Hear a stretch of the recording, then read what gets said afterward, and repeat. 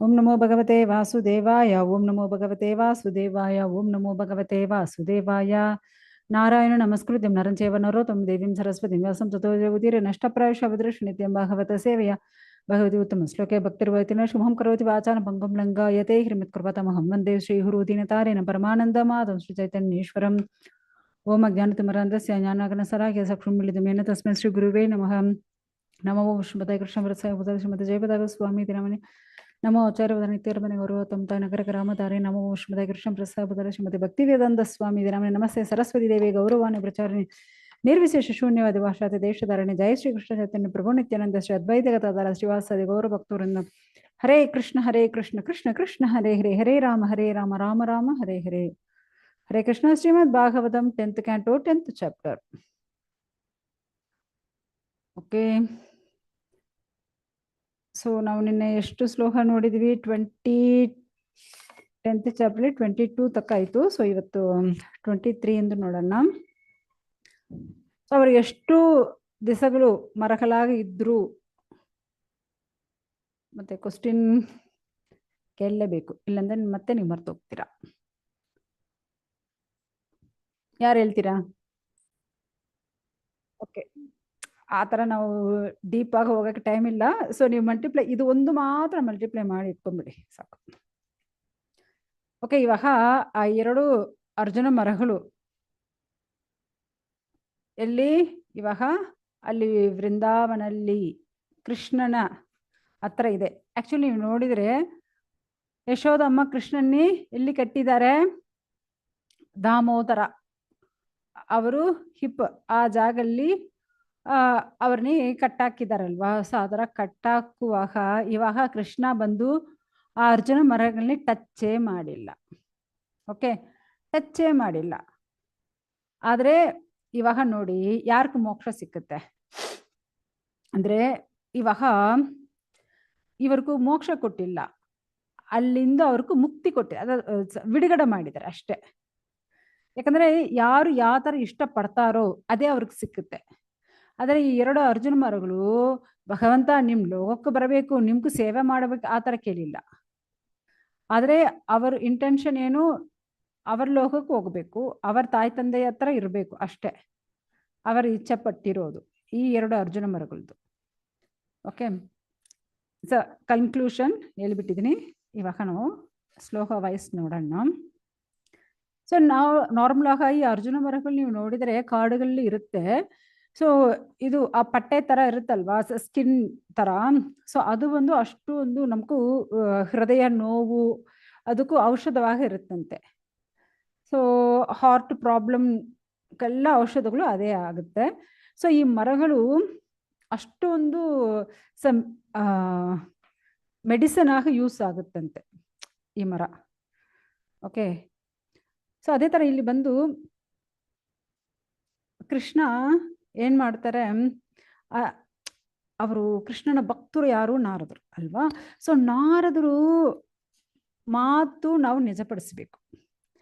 ಇವಾಗ ಕೃಷ್ಣ ಬೇಕಂದ್ರೆ ಮಾಡಬಹುದು, ಇಲ್ಲಾಂದ್ರೆ ಬಿಡ್ಬೋದು. ಆದ್ರೆ ಅಯ್ಯೋ ನನ್ನ ಭಕ್ತ ನಾರದ ಅವರು ಈ ತರ ಒಂದು ವರ ಕೊಟ್ಬಿಟ್ಟಿದ್ದಾನೆ, ನೀವು ಭಗವಂತನಿ ಫೇಸ್ ಟು ಫೇಸ್ ನೋಡ್ತೀರಾ ಆ ಥರ ಅವ್ರನ್ನ ಕೊಟ್ಟಿದ ಮೇಲ್ಗಡೆ ನಾವು ಅದು ನೆರವೇರಿಸ್ಬೇಕು.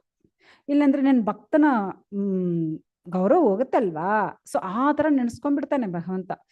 ಸೊ ಅದಕ್ಕೆ ಇವಾಗ ನೋಡಿ ಆ 2 ಅರ್ಜುನ ಮರಗಳು ಮಧ್ಯದಲ್ಲಿ ಭಗವಂತ ಅವನು ಹೋಗ್ಬಿಡ್ತಾನೆ. ಯಾಕಂದ್ರೆ ಚಿಕ್ಕೋನಲ್ವಾ, ಚಿಕ್ಕ ಮಗು ಹೌದು. ಸೊ ಭಗವಂತ ಹೋಗ್ಬಿಡ್ತಾನೆ. ಆದ್ರೆ ಆ ಬ್ಯಾಕ್ ಸೈಡ್ ಇರೋ ಅಷ್ಟು ದೊಡ್ಡ ಉರುಳು ಅದು ಬಂದಿಲ್ಲ, ಅದೇ ಅಲ್ಲೇ ಸ್ಟಕ್ ಆಗ್ಬಿಡುತ್ತೆ.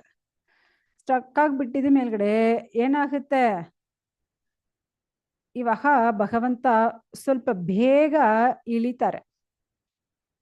ಸೊ ಯಾರಿಗೊಬ್ಬರಿಗೂ ಒಂದು ಮೋಕ್ಷ ಸಿಕ್ಕಬೇಕು, ಅದೊಂದು ಬಿಡುಗಡೆ ಆಗ್ಬೇಕಂದ್ರೆ ಒಂದು ಭಗವಂತ ಟಚ್ ಮಾಡ್ಬೇಕು. ಇಲ್ಲಿ ಭಗವಂತ ಅವ್ರನ್ನ ಟಚ್ಚೇ ಮಾಡಿಲ್ಲ. ಭಗವಂತನ ಟಚ್ ಮಾಡೋದು ಆ ಹಗ್ಗ. ಆ ಹಗ್ಗ ಎಲ್ಲಿ ಟಚ್ ಮಾಡಿತ್ತೆ? ಆ ಒರಳು. ಆ ಒರಳು ಹಿಂದಿಲಿ ಓಕ್ಲಿನ್ ಹೇಳ್ತಾರಲ್ವಾ. ಸೊ ಅದು ಆ ಅರ್ಜುನ ಮರಗಳನ್ನ ಟಚ್ ಮಾಡಿದೆ ಅಷ್ಟೇ. ಸೊ ಭಗವಂತನೇ ಹಗ್ಗ, ಹಗ್ಗಾಣಿ, ಓಕ್ಲಿ. ಸರಿ ಒರಳು. ಸೊ ಅದು ಆ ಅರ್ಜುನ ಮರಗಳಿಗೆ ಟಚ್ ಆಗಿ ಆ 2 ಅರ್ಜುನ ಮರಗಳು ದಬ್ಬಣಿ ಕೆಳಗೆ ಬಿತ್ತು. ಆದ್ರೆ ಆ ಅರ್ಜುನ ಮರಗಳು ಎಷ್ಟು ದೊಡ್ಡದಾಗಿತ್ತಂತೆ, ನಾವೊಂದು 10 ಜನ ಕೈ ಕೋರ್ಸ್ಕೊಂಡು ನಿಲ್ಸಿದ್ರೆ ಆ ಒಂದು ಮರನೇ ಒಂದು ರೌಂಡ್ ಹೊಡಿಯಕ್ಕಾಗುತ್ತೆ. ಅಷ್ಟು ದಪ್ಪ, ಅಷ್ಟು ಉದ್ದ. ಅದು ನೋಡಿದ್ರೆ ಏನೋ ಆಕಾಶನೇ ಟಚ್ ಮಾಡೋ ತರ ಅಷ್ಟು ಉದ್ದ ಇರುತ್ತಂತೆ. ಅಷ್ಟು ದೊಡ್ಡ ದೊಡ್ಡ ಮರಗಳು ಇವಾಗ ಕೆಳಗೆ ಬಿದ್ದಿದೆ. ಯಾಕಂದ್ರೆ ಅಷ್ಟು ವರ್ಷಗಳು ಅದು ಇಲ್ಲಿ ಜೀವಿಸ್ತಾ ಇದೆ, ಅದಕ್ಕೆ ಅಷ್ಟು ದಪ್ಪ ಅಷ್ಟು ಉದ್ದ ಇರುತ್ತೆ. ಆದ್ರೆ ಇದು ನಾವು ಯಾವ ತರ ಅಂಡರ್ಸ್ಟ್ಯಾಂಡ್ ಮಾಡ್ಕೋಬೇಕು ಆಚಾರ್ಯರುಗಳು ಹೇಳ್ತಾರೆ ಅಂದ್ರೆ, ಸೊ ನಾವು ಭಕ್ತನ್ನೇ ಶರಣಾಗ್ತಾ ಇದೀವಿ, ಭಗವಂತನ್ನೇ ಶರಣಾಗ್ತೀವಿ. ಸೊ ಆದ್ರೆ ಬೇಗ ಯಾರಿಗೂ ಮೋಕ್ಷ ಸಿಕ್ಕುತ್ತೆ ಅಂದ್ರೆ ಭಗವಂತನ್ನೇ ಸರೆಂಡರ್ ಆಗೋರು, ಇಲ್ಲಂದ್ರೆ ಭಗವಂತನ ಭಕ್ತನಕ್ಕೂ ಭಕ್ತನ್ ದಾಸಾನು ದಾಸನಾಗಿ ಯಾರಿದ್ದಾರೋ ಅವ್ರಿಗೂ ಬೇಗ ಏನಾಗುತ್ತಂತೆ, ಮೋಕ್ಷ ಸಿಕ್ಬಿಡುತ್ತೆ. ಸೊ ಆ ಥರ ಇಲ್ಲಿ ಭಗವಂತ ಆ 2 ಅರ್ಜುನ ಮರಗಳನ್ನ ಟಚ್ ಮಾಡಿಲ್ಲ. ಆ ಹಗ್ಗ ಭಗವಂತನೇ ಕಟ್ಟಾಕಿದ್ದಾರೆ, ಆ ಹಗ್ಗ ಆ ಒರಳಿನಲ್ಲಿ ಕಟ್ಟಾಕಿದ್ದಾರೆ, ಆ ಒರಳು ಟಚ್ ಆಯ್ತು ಅಷ್ಟೆ ಅಲ್ವಾ. ಸೊ ಆ ಥರ ಅದು ಟಚ್ ಆಗಿ ಏನಾಯ್ತು, ಇಷ್ಟು ದೊಡ್ಡ ಅರ್ಜುನ ಮರಗಳು ಕೆಳಗೆ ಬಿತ್ತು. ಸೊ ಆ ಪ್ರಿಯವಾಗಿರೋ ಆ ನಾರದರು ಕೊಟ್ಟಿದ ಮಾತು ಇಲ್ಲಿ ನೆರವೇರಿಸಬೇಕು ಭಗವಂತ ಇಚ್ಛೆ ಪಟ್ಟಿದ್ದಾರೆ. ಅದಕ್ಕೆ ಈ 2 ಅರ್ಜುನ ಮರಗಳಿಗೂ ಅವರು ಆ ಶಾಪದಿಂದ ಮುಕ್ತಿ ಕೊಟ್ಟು ಬಿಟ್ಟಿದ್ದಾರೆ. ಸೊ ಈ ತರ ಕೊಟ್ಟಿದ ಮೇಲ್ಗಡೆ ಆ ಮರ ಬಿದ್ದಿರೋ ಶಬ್ದ ಕೇಳಿದರೆ ಒಂದು ದೊಡ್ಡ ಭೂಕಂಪ ಬಂದಿರೋ ತರ ಇರುತ್ತಂತೆ. ಆ 2 ಅರ್ಜುನ ಮರಗಳಿಂದ 2 ಗಂಧರ್ವ ಕುಮಾರಗಳು ಆಚೆ ಬರ್ತಾರೆ. ಅಷ್ಟು ತೇಜಸ್ಸಾಗಿದ್ದಾರೆ, ಸಿದ್ಧ ಪುರುಷರುಗಳು ತರ ಇದ್ದಾರಂತೆ, ಅಷ್ಟೊಂದು ತೇಜಸ್ಸು. ಆ ತೇಜಸ್ಸಿಂದು ಅವರ ಆಚೆ ಬಂದು ಭಗವಂತನೇ ನಮಸ್ಕಾರ ಮಾಡಿಕೊಂಡು ಪ್ರಾರ್ಥನೆ ಮಾಡ್ತಾರಂತೆ.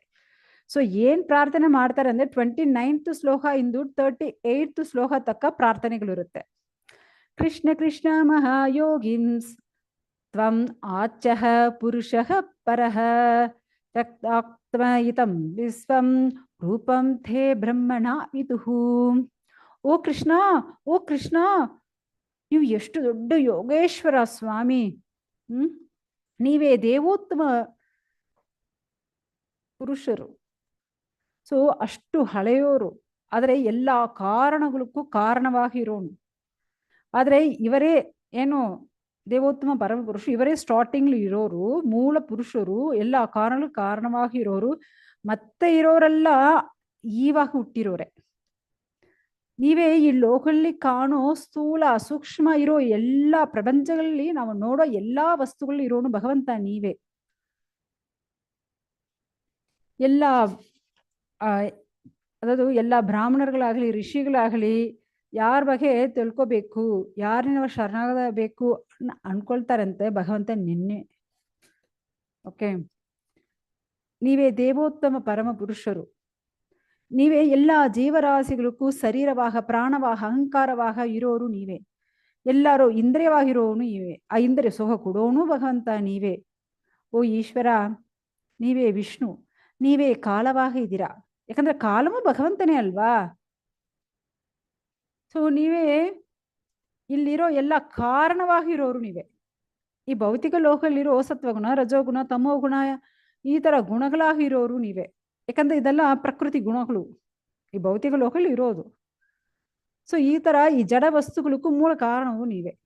ಯಾಕಂದ್ರೆ ಭಗವಂತ ಆಧ್ಯಾತ್ಮಿಕ ಲೋಕ ಆಗಲಿ ಈ ಭೌತಿಕ ಲೋಕ ಆಗಲಿ ಎಲ್ಲಕ್ಕೂ ಕಾರಣ ಭಗವಂತನೇ. ಎಲ್ಲರೂ ಹೃದಯದಲ್ಲಿರೋ ಪರಮಾತ್ಮವು ಭಗವಂತ ನೀವೇ. ಸೃಷ್ಟಿ ಮಾಡಿರೋದು ಈ ಭೌತಿಕ ಲೋಕಲ್ಲಿ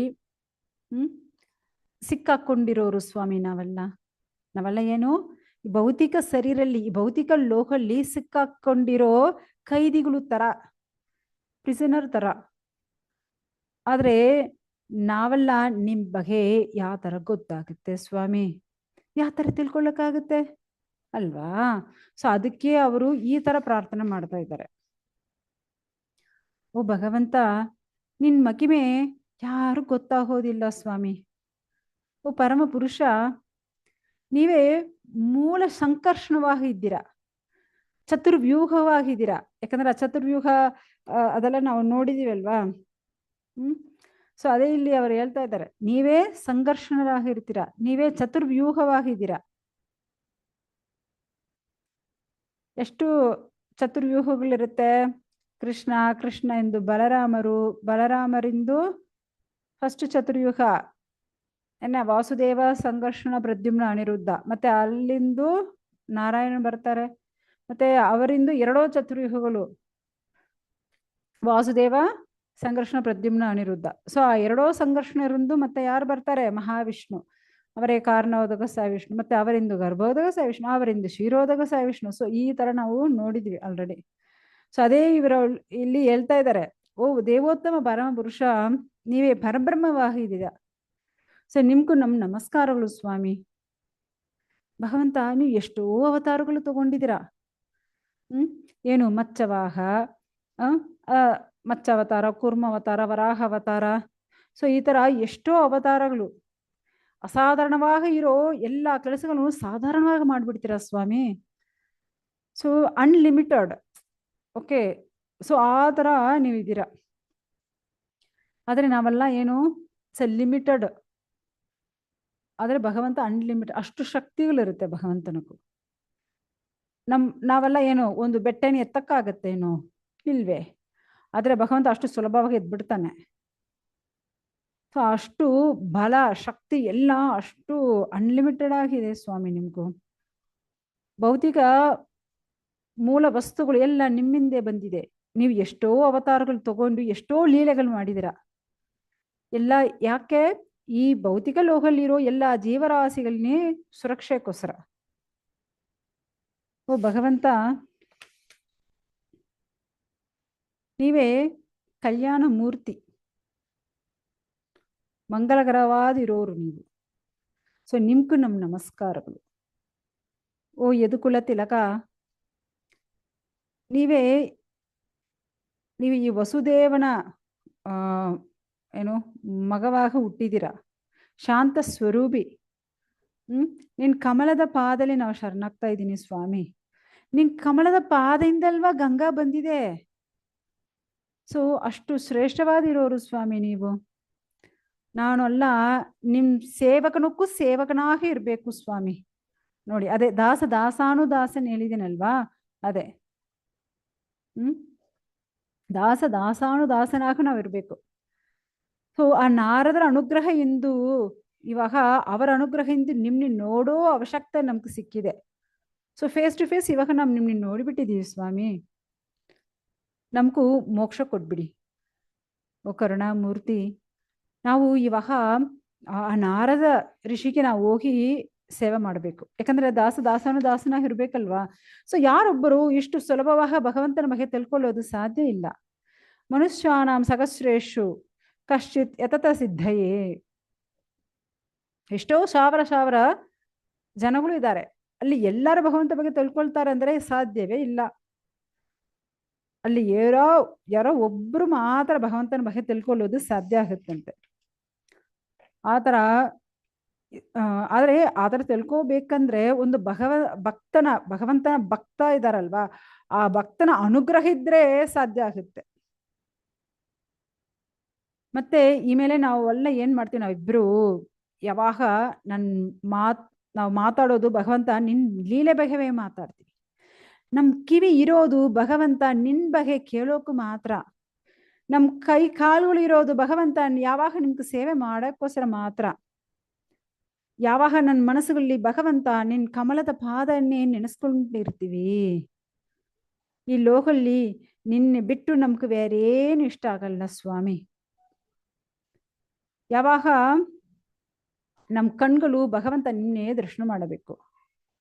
ಅದೇ ತರ ನಿನ್ ಬಗೆ ಇರೋ ನಿನ್ ಭಕ್ತರುಗಳು ಇದಾರಲ್ವಾ, ವೈಷ್ಣವರುಗಳು, ಅವ್ರಿಗೂ ನಾವು ಏನ್ ಮಾಡ್ಬೇಕು? ಸೇವೆ ಮಾಡ್ತಾ ಇರ್ಬೇಕು, ಅವ್ರನ್ನೇ ನೋಡ್ತಾ ಇರ್ಬೇಕು. ಸೊ ಈ ತರ ಅವರು ಪ್ರಾರ್ಥನೆ ಮಾಡ್ತಾ ಇದ್ದಾರೆ. ಸೊ ಈ ತರ ಅವರು ಪ್ರಾರ್ಥನೆ ಮಾಡಿಬಿಟ್ಟು ಏನ್ ಮಾಡ್ತಾರಂತೆ,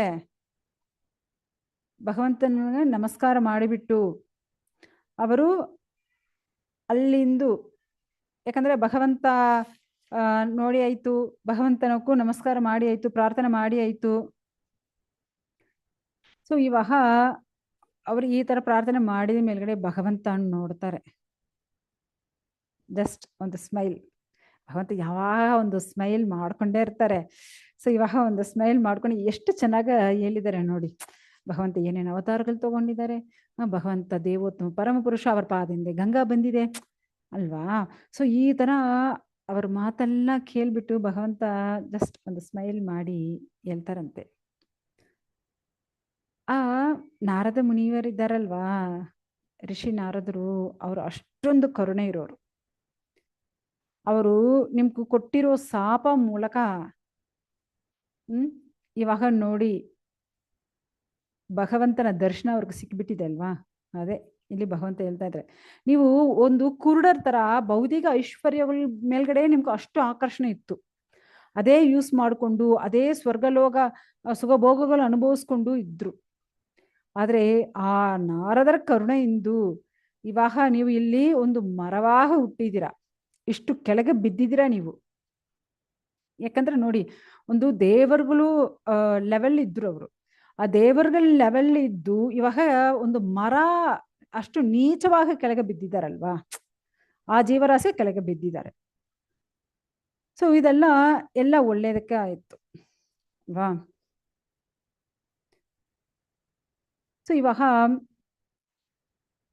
ಯಾಕಂದ್ರೆ ನಮ್ಮ ಕಣ್ಣು ಮುಚ್ಕೊಂಡು ಕತ್ತಲಾಗಿದೆ ಅಂದ್ರೆ ಕಾಣಿಸಲ್ಲ. ಕಣ್ಣು ನಾವು ಓಪನ್ ಮಾಡಬೇಕು. ಕಣ್ಣು ಮುಚ್ಕೊಂಡು ಕತ್ತಲೇ ಇರುತ್ತೆ, ಕಣ್ಣು ನಾವು ಓಪನ್ ಮಾಡಬೇಕು. ಓಪನ್ ಮಾಡಿದ್ರೆ ಈ ಸೂರ್ಯ ಪ್ರಕಾಶ ನಮ್ಗೆ ಕಾಣಿಸುತ್ತೆ. ಆ ತರ ನಾವು ಈ ಭೌತಿಕ ಸುಖಭೋಗಗಳು ಕಣ್ಣು ಮುಚ್ಕೊಂಡಿದೀವಿ ಅಂತೆ. ಸೊ ಯಾರೊಬ್ಬರು ಭಗವಂತನಿ ಪೂರ್ಣವಾಗ ಶರಣಾಗ್ತಾರೋ ಅವ್ರು ಒಬ್ಬರೇ ಭಗವಂತನ ಬಗೆ ಒಬ್ಬ ಭಕ್ತನ ಅನುಗ್ರಹ ಇಂದು ಭಗವಂತನಿ ಫೇಸ್ ಟು ಫೇಸ್ ನೋಡಕ್ಕಾಗತ್ತಂತೆ. ಸೊ ಆ ತರ ನೋಡುವಾಗ ಈ ಭೌತಿಕ ಬಂಧ ಇಂದು ಅವನು ಬಿಡುಗಡೆ ಆಗ್ತಾನೆ. ಯಾಕಂದ್ರೆ ನಾವು ಚೈತನ್ಯ ಮಹಾಪ್ರಭು ಅದ ಚೈತನ್ಯ ಚರಿತಾಮೃತದ ಮಧ್ಯ ಲೀಲೆಯಲ್ಲಿ ನೋಡಬಹುದು, ಸಾಧು ಸಂಘ ಸರ್ವಶಾಸ್ತ್ರಗಯ ಲವ ಮಾತ್ರ ಸಾಧು ಸಂಘ. ಸೊ ಒಂದು ಸಾಧುಕುಲ ಅನುಗ್ರಹ ಇದ್ರೆ ಮಾತ್ರ ನಾವು ಭಗವಂತನೇ ಲವ ಮಾತ್ರ ಸಾಧು ಸಂಘ ಭಗವಂತನ ನೋಡಕ್ಕಾಗುತ್ತೆ. ಸೊ ಭಗವಂತನ ಅನುಗ್ರಹ ಅದಿಂದು ಭಗವಂತನ ಭಕ್ತರುಗಳ ಅನುಗ್ರಹ ಜಾಸ್ತಿ ಬೇಕಾಗತ್ತೆ. ಸೊ ಇವಾಗ ಭಗವಂತ ಏನ್ ಹೇಳ್ತಾರೆ, ಓ ನಲಕುಬೇರ ಮಣಿಕ್ರಿವ, ನೀವಿಬ್ಬರು ನಿಮ್ ಮನೆಗೆ ಹೋಗಿ, ನೀವು ಭಕ್ತಿಯಿಂದ ಅಲ್ಲಿ ನೀವು ಮಾಡೋ ಕೆಲಸಗಳ ಚೆನ್ನಾಗಿ ಮಾಡಿ, ಇವನು ಚೆನ್ನಾಗ ನಿಮ್ ಪ್ರೀತಿ ಆ ಭಗವಂತನ ಮೇಲ್ಗಡೆ ಇರೋ ಆ ಪ್ರೀತಿ ಎಲ್ಲ ಚೆನ್ನಾಗಿ ಬೆಳೆಸ್ಕೊ. ಸೊ ಆ ತರ ನೀವು ಭಗವಂತನ ಭಕ್ತಿ ಮಾಡಿದ್ರೆ, ಇವಾಗ ಭಗವಂತ ಯಾವ ತರ ನನ್ ಭಕ್ತಿ ಮಾಡಿದ್ರೆ ನಿಮ್ಗೆ ಒಳ್ಳೇದಾಗತ್ತೆ ಅಲ್ವಾ. ಸೊ ಆ ತರ ಹೇಳ್ತಾರೆ ಅವರು. ಈ ತರ ಹೇಳಿದ ಮೇಲ್ಗಡೆ ಅವರಿಬ್ಬರು ಭಗವಂತನಕ್ಕೂ ನಮಸ್ಕಾರ ಮಾಡಿಬಿಟ್ಟು ಭಗವಂತನಕ್ಕೂ ಪ್ರದಕ್ಷಿಣ ಮಾಡಿ ಭಗವಂತನ ಅನುಮತಿ ತಗೊಂಡು ಅವರ ಮನೆಗೆ ಹೋಗ್ಬಿಡ್ತಾರೆ. ಅವರು ವೈಕುಂಠ ಗೋಳಾಗ ಹೋಗಿಲ್ಲ, ಅವರ ಮನೆಗೆ ಹೋಗ್ತಾರೆ ಅವರು. ಯಾಕಂದ್ರೆ ಇನ್ನು ಅಷ್ಟು ಪರ್ಫೆಕ್ಷನ್ ಅವ್ರಿಗೆ ಬಂದಿಲ್ಲ. ಇವಾಗ ಅವ್ರು ಭಗವಂತ ಹೋಗೋ ಅಷ್ಟು ಕ್ಲಿಯರ್ ಅಂಡ್ ಆ ತರ ಏನು ಮನಸ್ಸು ಅವ್ರಿಗೆ ಬಂದಿಲ್ಲ. ಇನ್ನು ಸ್ವಲ್ಪ ಕಲ್ಮಶಗಳು ಇರುತ್ತಲ್ವಾ. ಸೊ ಅದೆಲ್ಲ ಬಿಡುಗಡೆ ಆಗ್ಬೇಕಂದ್ರೆ ಭಗವಂತನ ಹರಿನಾಮ ಮಾಡಬೇಕು.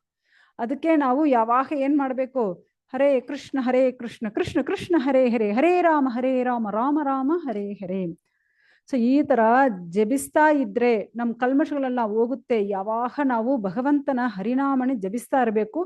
ಭಗವಂತ ಭಕ್ತರುಗಳು ಅವರು ನಾವು ಫಾಲೋ ಮಾಡಲೇಬೇಕು. ಓಕೆ, ಹರೇ ಕೃಷ್ಣ. ಸೊ ಇವಾಗ ನಮ್ದು 10th ಚಾಪ್ಟರ್ ಕಂಪ್ಲೀಟ್ ಆಯ್ತು. Any questions Mataji?